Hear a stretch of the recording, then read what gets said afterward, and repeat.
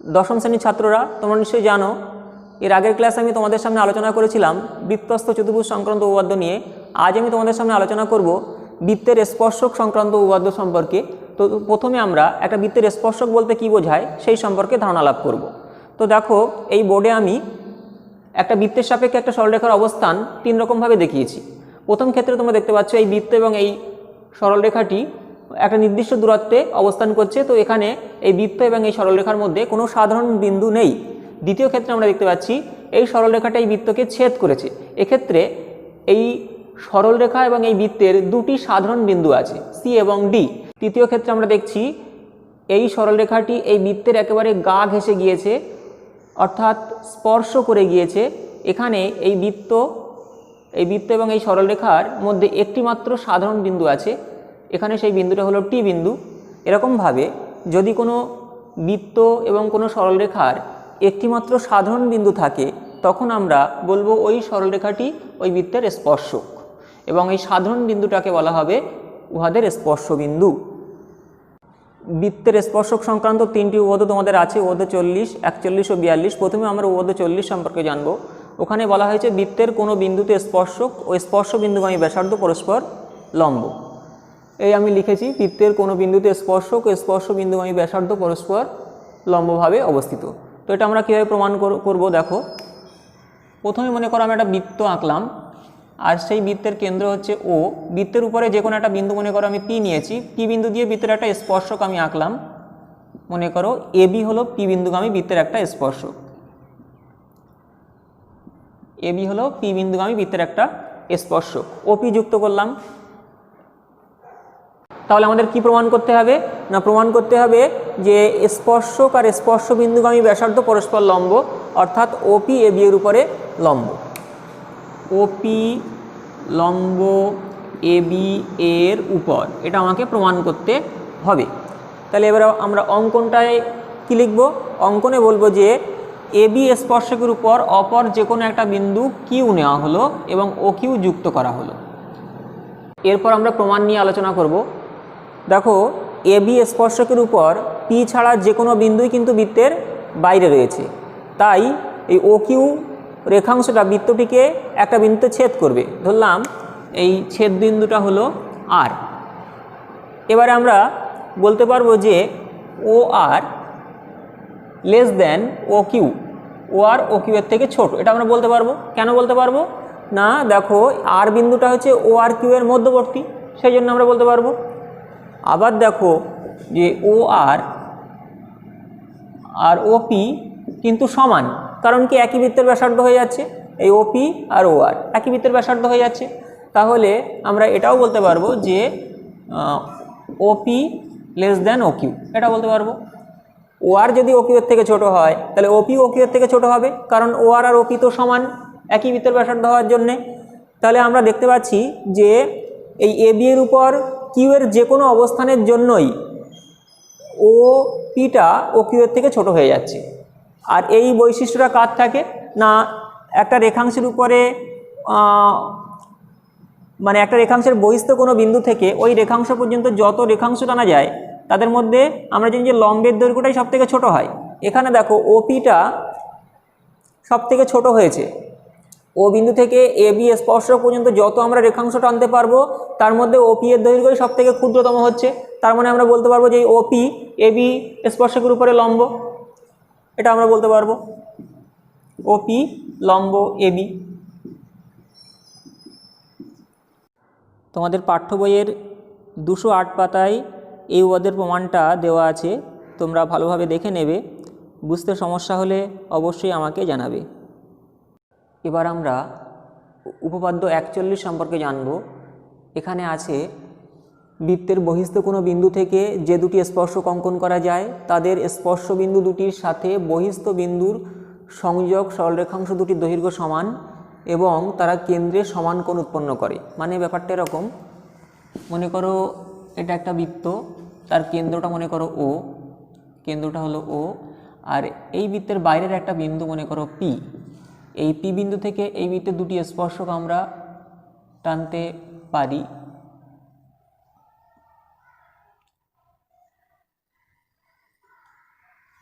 এটা মনে করো এপি স্পর্শক, এটা হচ্ছে বিপি স্পর্শক। তাহলে এই দুটো স্পর্শকের স্পর্শ বিন্দু হচ্ছে এ এবং বি। এখানে কি বলা হয়েছে না, বৃত্তের বাইরের বিন্দু থেকে যে দুটি স্পর্শক অঙ্কন করা যায়, এখানে আমাদের এপি আর বিপি এদের দৈর্ঘ্য সমান। তার মানে আমাকে দেখাতে হবে এই এপি স্পর্শক আর এই বিপি স্পর্শক এদের দৈর্ঘ্য সমান। আর কি দেখাতে হবে না, আর দেখাতে হবে এই স্পর্শক দুটো কেন্দ্রে সমান কোণ উৎপন্ন করেছে। অর্থাৎ আমরা যদি এই ও কমা এ এই বিন্দুটাকে যদি যুক্ত করি, ও কমা এ বিন্দুটাকে যদি যুক্ত করি, ও কমা বি বিন্দুটাকে যদি যুক্ত করি এবং ও কমা পি বিন্দুটাকে যদি যুক্ত করি, তাহলে এই স্পর্শকটা কেন্দ্রে এই কোণটা তৈরি করেছে, আবার এই বিপি স্পর্শকটা কেন্দ্রে এই কোণটা তৈরি করেছে। দেখাতে হবে যে এই কোণটা আর এই কোণটা সমান, অর্থাৎ এই কোণটার নাম হচ্ছে কোণ এওপি, এওপি, এবং এই কোণটার নাম হলো কোণ বিওপি। তাহলে এওপি আর কোণ বিওপি সমান, এটাও দেখাতে হবে। 1 নম্বর এটা দেখাতে হবে আর 2 নম্বর এটা দেখাতে হবে।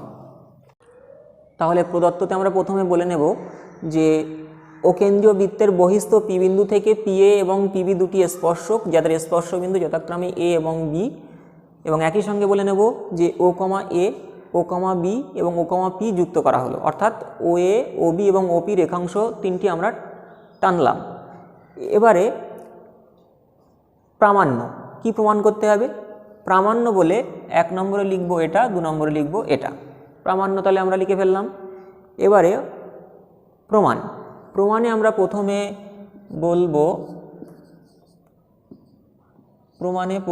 বলবো যে অকেন্দ্রীয় বৃত্তের এপি এবং বিপি হলো দুটি স্পর্শক, আর ও এ এবং ওবি হলো দুটি স্পর্শবিন্দুগামী ব্যাসার্ধ। তাহলে কি হবে না, তাহলে এরকম আমরা লিখতে পারবো ও এ লম্ব এপি এবং লিখতে পারবো ও বি লম্ব বিপি। কারণ আমরা জানি উপপাদ্য 40-এ জেনেছিলাম বৃত্তের কোনো বিন্দুতে স্পর্শক এবং স্পর্শ বিন্দুগামী ব্যাসার্ধ পরস্পর লম্ব হয়। এটা যদি একটা বৃত্ত হয়, এই বৃত্তের যে কোনো একটা বিন্দু, যদি এই বিন্দুতে আমরা একটা স্পর্শক আঁকি, তাহলে এই স্পর্শক এবং এই স্পর্শ বিন্দুগামী ব্যাসার্ধ কীভাবে পরস্পর লম্ব হবে? এখানে সেটাই হয়েছে, এটা ব্যাসার্ধ আর এটা হচ্ছে স্পর্শক, তাহলে স্পর্শক আর ব্যাসার্ধ কি লম্ব হবে? একই রকমভাবে এখানেও তাই, এই স্পর্শক আর স্পর্শ বিন্দুগামী ব্যাসার্ধ কী হবে? লম্ব হবে। তাই আমরা লিখলাম এটা এর উপরে লম্ব, এটা এর উপরে লম্ব। তাহলে আমরা দেখতে পাচ্ছি যে এই যে উপরে যে ত্রিভুজটা নাম হলো ত্রিভুজ এওপি, এবং নিচে যে ত্রিভুজটা আছে নাম হলো ত্রিভুজ বিওপি। এই দুটো ত্রিভুজের মধ্যে আমরা দেখতে পাচ্ছি যে এই কোণটা 90 ডিগ্রি, আবার এই কোণটাও 90 ডিগ্রি, অর্থাৎ এই দুটো ত্রিভুজ হলো সমকোণী ত্রিভুজ। তাহলে এই দুটো সমকোণী ত্রিভুজের মধ্যে আমরা কি পাচ্ছি দেখো, তাহলে এই দুটো সমকোণী ত্রিভুজের মধ্যে আমরা 1 নম্বর লিখতে পাচ্ছি যে কোণ ও এপি, কোণ ও এপি সমান সমান কোণ ও বিপি, ও বিপি। কারণ কি না, প্রত্যেকে সমকোণ, এটাও 90, এটাও 90, তাহলে প্রত্যেকে সমকোণ। আমরা এখানে লিখে দিতে পারি যে প্রত্যেকে সমকোণ।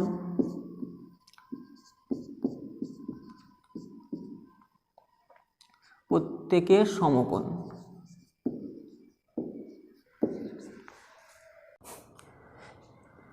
এরপরে দেখো যে ওপি বাহুটা এই উপরের ত্রিভুজেরও একটা অতিভুজ, আবার নিচের ত্রিভুজেরও অতিভুজ, মানে ওপি বাহুটা হচ্ছে সাধারণ বাহু।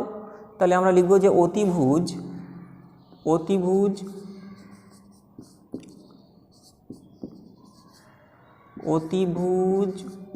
ওপি সাধারণ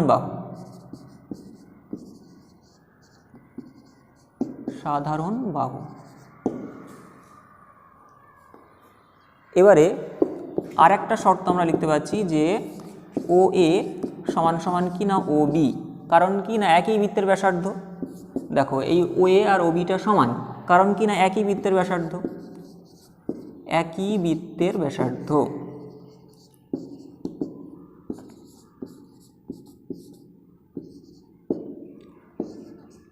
তাহলে এই তিনটে শর্ত দিয়ে আমরা বলতে পারবো যে এই ত্রিভুজ এবং এই ত্রিভুজ কি সর্বসম।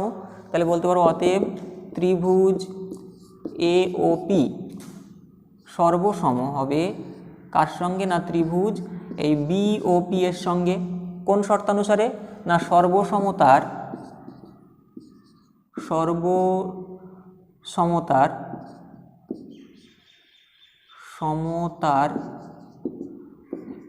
আর এইচ এস শর্তানুসারে।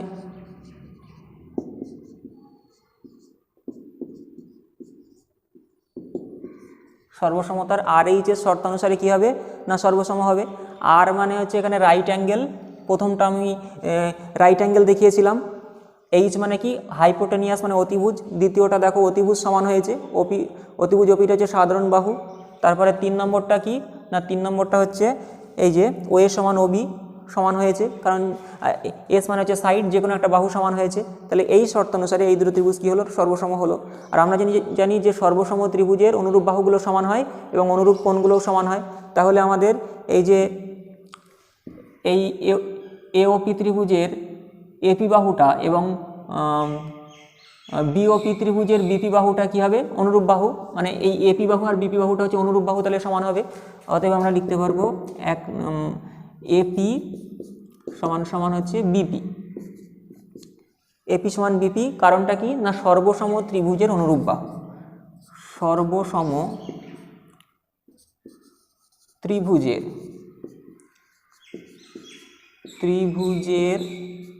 অনুরূপ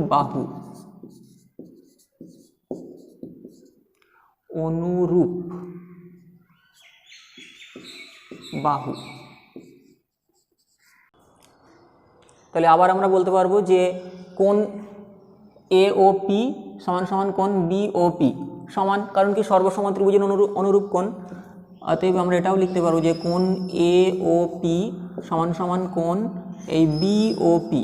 কারণ কি, না কারণ হলো সর্বসম ত্রিভুজের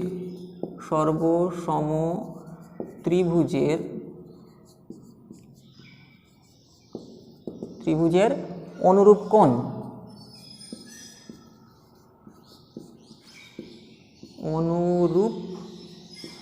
কোণ।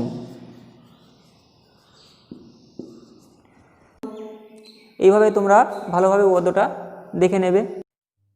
তোমাদের গণিত বইয়ের 211 পাতায় এই 41 নম্বর উপপাদ্যটা দেওয়া আছে, তোমরা এটা ভালোভাবে দেখে নেবে। বুঝতে সমস্যা হলে অবশ্যই আমাকে জানাবে।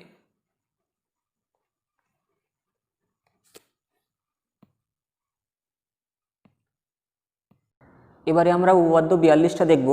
দেখো এখানে বলা হয়েছে যদি দুটি বৃত্ত পরস্পরকে স্পর্শ করে তাহলে স্পর্শ বিন্দুটি কেন্দ্র দুটির সংযোগ সরলরেখার উপর অবস্থিত হবে। তার মানে ব্যাপারটা এরকম, ধরো এ একটা বৃত্ত এবং এ একটা বৃত্ত, এরা এইভাবে স্পর্শ করেছে। আবার এরকমভাবেও হতে পারে, এ একটা বৃত্ত এবং এ একটা বৃত্ত, ওরা এরকমভাবে স্পর্শ করেছে। তো এই ক্ষেত্রে বলা হবে উহারা বহিস্থভাবে স্পর্শ করেছে, আর এই ক্ষেত্রে বলা হবে বৃত্ত দুটি পরস্পরকে অন্তস্থভাবে স্পর্শ করেছে। তো যেভাবেই স্পর্শ করুক, তো আমাকে দেখাতে বলা হয়েছে যে এই কেন্দ্র দুটো এবং এই স্পর্শবিন্দু যদি পি হয়, স্পর্শবিন্দুটা একই সরলরেখার উপরে থাকবে, এটা আমাকে দেখাতে হবে। এই এপি আর বিপি যুক্ত করলে একই রেখায় অবস্থিত হবে। এখানেও কেন্দ্রটা যদি আমরা এরকমভাবে ধরি, এটা এ কেন্দ্র, এটা বি কেন্দ্র, এটা পি বিন্দু স্পর্শবিন্দুটা, তাহলে এই এপি এবং এই বিপি যুক্ত করলে এই এপি এ বি এই রেখাটা একটাই রেখা হবে, এটা আমাকে দেখাতে হবে। তো প্রদত্ততে প্রথমে আমরা কি বলে নেব, না প্রদত্ততে বলে নেব যে এ এবং বি কেন্দ্রীয় বৃত্ত দুটি পরস্পরকে পি বিন্দুতে স্পর্শ করেছে। তাহলে প্রমাণ কি করতে হবে, না প্রমাণ করতে হবে এই এ কমা পি কমা বি এই তিনটি বিন্দু সমরেখ, বিন্দু তিনটি সমরেখ, বিন্দু তিনটি সমরেখ, এটা প্রমাণ করতে আমাদের হবে। তাহলে দেখো এটা প্রমাণ করার জন্যে আমরা অঙ্কনে কি বলবো, অঙ্কনে বলবো যে এই a, p এবং b, p যুক্ত করা হলো, a, p এবং b, p যুক্ত করা হলো। তার মানে এই রেখাংশটা টানলাম আর এই রেখাংশটা টানলাম, এখানে এই এপি রেখাংশ টানলাম, এখানে বিপি রেখাংশটা টানলাম। তাহলে আমি আরেকবার বলছি, প্রথমে প্রদত্ততে আমরা বলে নেব যে এ এবং বি কেন্দ্রীয় বৃত্ত দুটি পরস্পরকে পি বিন্দুতে স্পর্শ করেছে। এবারে প্রামাণ্যতে কি লিখে নেব, যে প্রমাণ করতে হবে এ, পি, বি বিন্দু তিনটি সমরেখ। এবারে অঙ্কনে আমরা কি বলবো, অঙ্কনে বলবো যে এ, পি এবং বি, পি যুক্ত করা হলো, অর্থাৎ এপি রেখাংশ এবং বিপি রেখাংশটা আমরা টানলাম। এবারে আমরা প্রমাণে আসব। দেখো প্রমাণে আমরা প্রথমে কি বলবো যে এ কেন্দ্রীয় এবং বি কেন্দ্রীয় বৃত্ত দুটি পরস্পরকে পি বিন্দুতে স্পর্শ করেছে। তাহলে পি বিন্দুতে আমি এ কেন্দ্রীয় বৃত্তে যদি একটা স্পর্শক টানি, পি বিন্দুতে আমি যদি এ কেন্দ্রীয় বৃত্তের একটা স্পর্শক টানি, তাহলে সেই স্পর্শকটা বি কেন্দ্রীয় বৃত্তের একটা স্পর্শক হবে, কারণ পি বিন্দুটা তো বি বৃত্ততেও আছে, বি বৃত্তের উপরেও আছে। তাহলে আমরা যে স্পর্শকটা আমরা পি বিন্দুতে টানবো, সেই স্পর্শকটা কিন্তু এই বৃত্তেরও স্পর্শক হবে, আবার এই বৃত্তেরও স্পর্শক হবে। একই রকমভাবে এখানেও তাই, যে স্পর্শকটা আমরা এখানে টানবো সেই স্পর্শকটা উভয় বৃত্তেরই স্পর্শক হবে। তাহলে এখানে যে স্পর্শকটা, সেটা স্পর্শকটা হচ্ছে সাধারণ স্পর্শক। তাহলে আমরা বলবো প্রমাণে প্রথমে যে যেহেতু বৃত্ত দুটি পরস্পরকে স্পর্শ করেছে, তাহলে মনে করো এসটি হলো সেই স্পর্শক, তাহলে ওই পি বিন্দুতে উহাদের একটা সাধারণ স্পর্শক থাকবে। তাহলে আমরা প্রথমে কি বলে নেব যে এ এবং বি কেন্দ্রীয় বৃত্ত দুটি পরস্পরকে পি বিন্দুতে স্পর্শ করেছে, সুতরাং পি বিন্দুতে উহাদের একটি সাধারণ স্পর্শক থাকবে, ধরি এসটি হলো সেই সাধারণ স্পর্শক। এই কথাটা আমরা প্রথমে লিখে নেব। প্রথমে বলবো যে এ ও বি কেন্দ্রীয় বৃত্ত দুটি, বি কেন্দ্রীয় বৃত্ত দুটি পরস্পরকে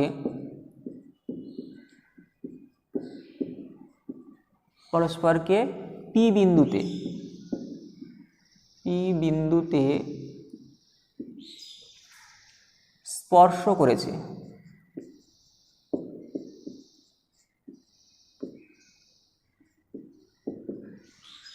তাহলে অতএব পি বিন্দুতে উহাদের একটা সাধারণ স্পর্শক থাকবে, অতএব পি বিন্দুতে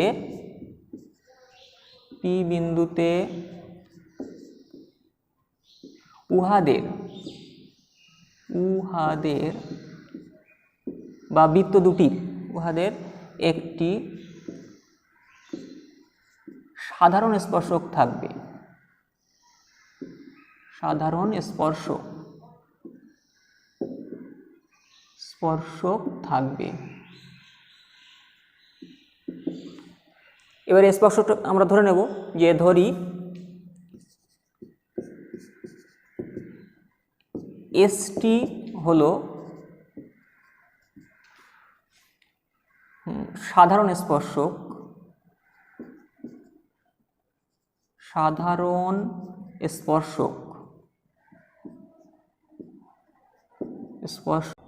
যা দুটি বৃত্তকেই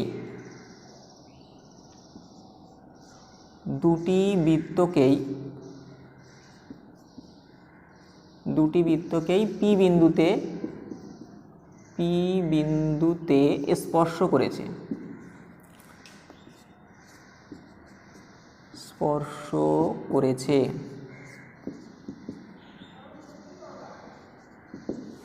এটা আমরা লিখে নেব। তাহলে আমরা বললাম যে এ ও বি কেন্দ্রীয় বৃত্ত দুটি পরস্পরকে পি বিন্দুতে স্পর্শ করেছে। তারপরে কি বলছি, অতএব পি বিন্দুতে উহাদের একটি সাধারণ স্পর্শক থাকবে, ধরি এসটি হলো সাধারণ স্পর্শক যা দুটি বৃত্তকেই পি বিন্দুতে স্পর্শ করেছে। এবারে দেখো এ কেন্দ্রীয় বৃত্তটার এসটি স্পর্শক আর এপি স্পর্শবিন্দুগামী ব্যাসার্ধ। তাহলে আমরা কি জানি, স্পর্শক আর স্পর্শবিন্দুগামী ব্যাসার্ধ পরস্পর লম্ব হয়, এটা আমরা জানি। তাহলে আমরা লিখব যে এখন এ কেন্দ্রীয়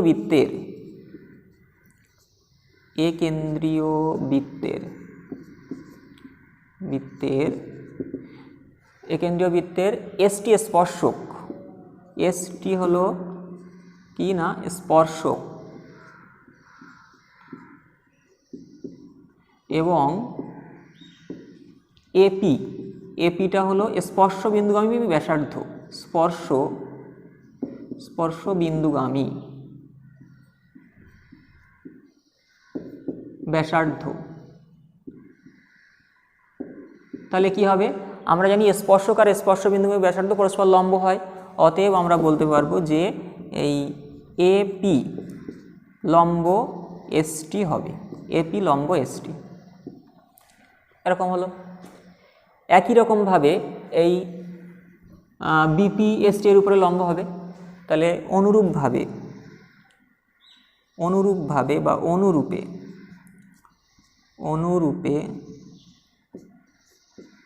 আমরা বলতে পারবো যে এই বিপি লম্ব এসটি হবে।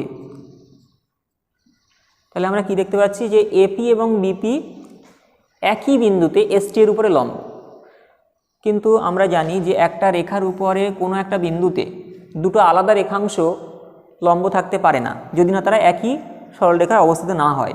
আমরা দেখতে পাচ্ছি যে এই একটা রেখা এদিক থেকে একটা লম্ব অবস্থায় আছে, এদিক থেকেও আরেকটা রেখাংশ লম্ব অবস্থায় আছে, তাহলে অবশ্যই এই রেখাংশ দুটো একই রেখায় থাকবে। এখানে এরকম এই এসটি এর উপরে এপিটা লম্ব, আবার এসটি এর উপরে বিপিটাও লম্ব, তাহলে এই এপি আর বিপি অবশ্যই একই সরলরেখায় থাকবে, তাছাড়া এটা সম্ভব নয়। তাহলে আমরা দেখতে পাচ্ছি যে এপি এবং বিপি, অতএব আমরা বলতে পারবো যে এপি ও বিপি একই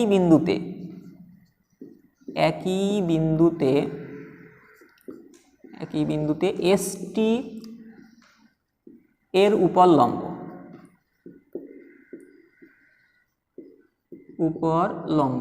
একই বিন্দুতে এসটি এর উপর লম্ব।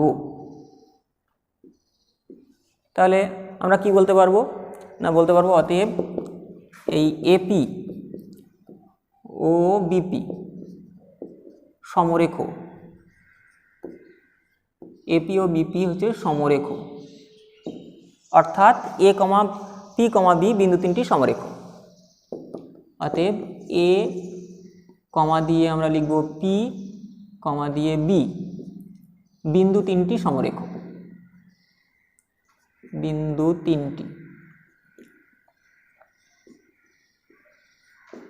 তিনটি সমরেখ। আমরা এইভাবে প্রমাণটা লিখে ফেলব। তাহলে প্রথম থেকে আমরা আর একবার যদি বলে নেই, তাহলে প্রথমে কি বলবো যে প্রদত্ততে বলে নেব এ কেন্দ্রীয় এবং বি কেন্দ্রীয় বৃত্ত দুটি পরস্পরকে পি বিন্দুতে স্পর্শ করেছে। প্রমাণ করতে হবে এ কমা পি কমা বি বিন্দু তিনটি সমরেখ। এবারে অঙ্কনে কি বলবো, এ কমা পি এবং বি কমা পি যুক্ত করা হলো। এবার প্রমাণে প্রথমে বলে নেব যে এ এবং বি কেন্দ্রীয় বৃত্ত দুটি পরস্পরকে পি বিন্দুতে স্পর্শ করেছে, সুতরাং পি বিন্দুতে উহাদের একটা সাধারণ স্পর্শক থাকবে। ধরি এসটি হলো সাধারণ স্পর্শক যা উভয় বৃত্তকে এই পি বিন্দুতে স্পর্শ করেছে।